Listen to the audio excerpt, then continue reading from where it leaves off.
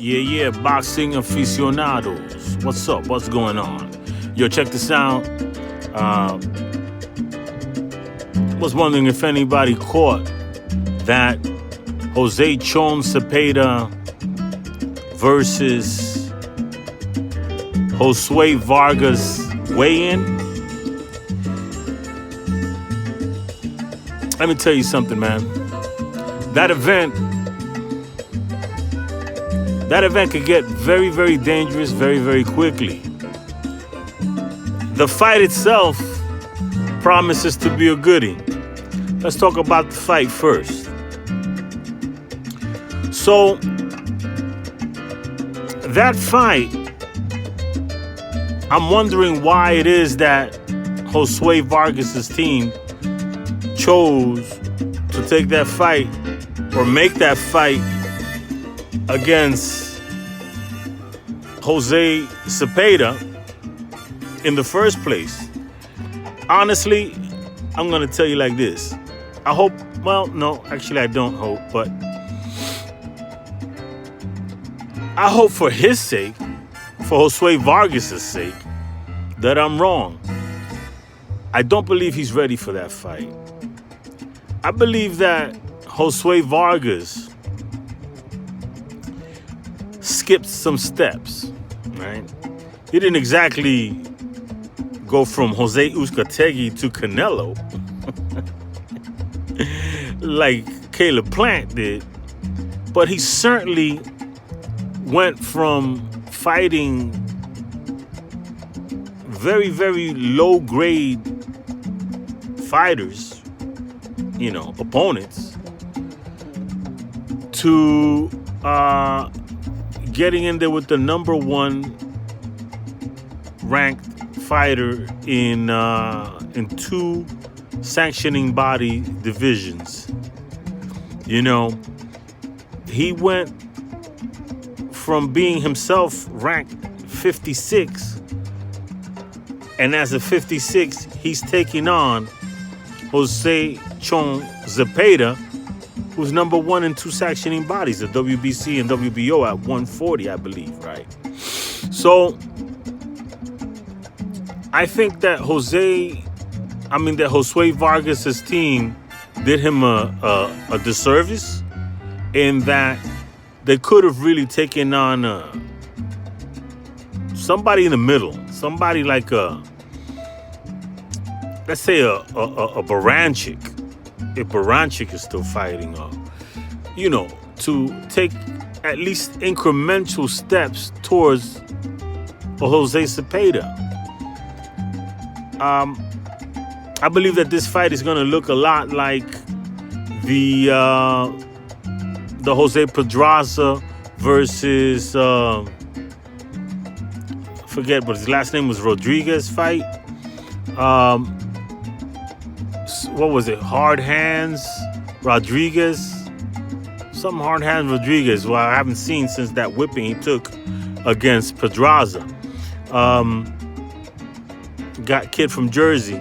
Anyway, that Rodriguez guy, I think his name was Hard Hands. Him and his team decided that they were going to take on Jose Pedraza. Something about Jose Pedraza told them that, looked sweet to them or something. I don't know. But he ended up getting almost stopped. Actually, I believe they did stop that fight. He got beat up for about 10 rounds, almost 10 rounds. The beatings were coming, long and hard and sustained, and Pedraza thoroughly outclassed him. And I believe the same thing's going to happen with Josue Vargas. I don't believe that Josue Vargas has the power to dissuade Zepeda from possibly inflicting a lot of pain on him. And the thing is that I believe that Josue Vargas' team took this fight based on Jose Zepeda's last performance against Hank Lundy, right? Didn't look too good against Hank Lundy. Nevertheless, I believe he didn't look good against Hank Lundy because he wasn't really that interested. He couldn't get up for it. Jose Zepeda is that type of fighter. He gets up for the bigger fights and basically relaxes on the fights that he should be easy for him. So, I think that if Josue Vargas' team took on that fight thinking that they're going to get the same Jose Zepeda, they are wrong. And here lies my real concern. At the weigh-in today, both camps started pushing and shoving each other, right? So you have that guy, Jose Zepeda, with his team, and they're coming from Cali, Southern California. Very nice guy. Jose Zepeda really wasn't being disrespectful to Josue Vargas at all. But Josue Vargas decided that he was going to act the fool. Josue Vargas decided he was going to call some attention to himself and do his best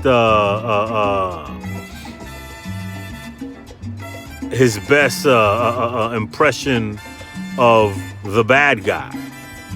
He was doing his best impression of Rolly Romero. He wasn't as dirty and nasty as Rolly Romero, but he was less than gracious nonetheless, and very threatening towards Jose Zepeda during the press conference yesterday. Then today during the weigh-ins, it got physical between the two camps. So what I noticed was that these guys from California are here in New York visiting, and they don't know that they're surrounded by Josue Vargas's camp, who's from the Bronx, and they're surrounded by some real gangsters. I'm not even gonna say, what crew they're running with, because Papa ain't no snitch, you know what I'm saying? But those that know what those colors mean, And so I'm afraid it could get really ugly if Jose Zepeda inflicts the kind of damage that I believe he will on Josue Vargas. His camp and his crew,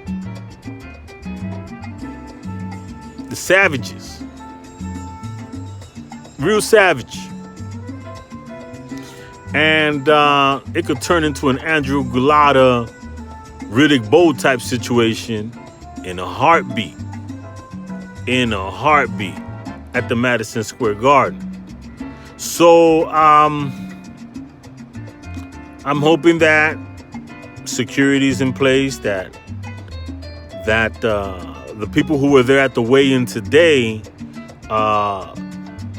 didn't just dismiss this pushing and shoving match as two camps that, your regular run-of-the-mill two camps who don't like each other pushing and shoving, because it wasn't that. There was a real air of violence during that scrimmage, and I hope for the sake of the venue and for the event itself that precautionary measures are put in place. That's all I'm going to say about that. Like I said about the fight itself, I hope that I'm wrong for Josue Vargas's, sake. I happen to like the kid, but I think that his act was totally uncalled for, especially in light of the class that Jose Zepeda showed up on that ring, up on that platform, in the press conference, at the weigh-in. Very humble guy. Very, very humble guy. But I think he's going to come to fight tomorrow. I think that Josue Vargas lit a fuse under his ass. And I think he's going to go and turn into the guy that fought Baranchik. And Josue Vargas ain't got the guns to fight back against Jose Zepeda when he decides to really brawl. Because he could do it all. He can brawl, he can box. You know, Josue Vargas can only do one thing. Box. He can't really brawl. Not recommended for that kid. At all. Anyway. It is what it is.